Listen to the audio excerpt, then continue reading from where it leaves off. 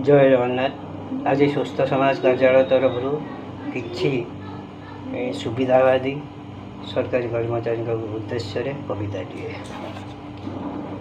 शह शह नुहे शहेरु गोटे मिले सरकारी चाकरी थकाए पागल आत्माटा विकल करने परा उपरी मासिक पाउना मन तो बुझेना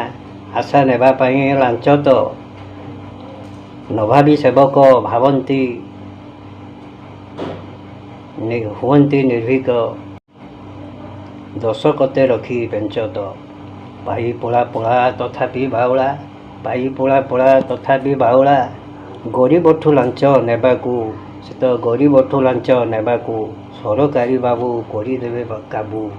सरकारी बाबू करदेवे काबू जो न थाए जवाब देबाकू जो न थाए जवाब देबाकू होई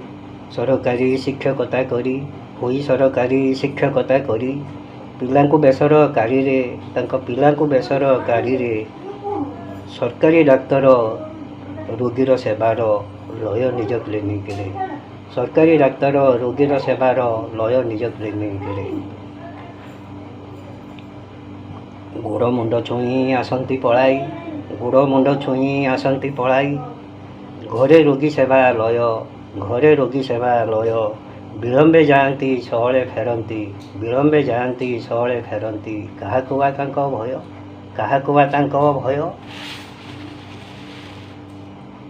सरकारी व्यवस्था करती हीनस्ता से सरकारी व्यवस्था करती हीनस्ता सरकारी बाबू बोलाई सरकारी बाबू बोलाई हिताधिकारी हुए छाटी पीटी हिताधिकारी हुए छाटी पीटी से दफ्तर को धाई धाई से दफ्तर को धाई धाई देशर बेकार बढ़ई प्रचुर देशर बेकार बढ़ई प्रचुर अवसर परे पुणी निजुक्ति अवसर परे पुणी निजुक्ति चुटी हुए धड़ा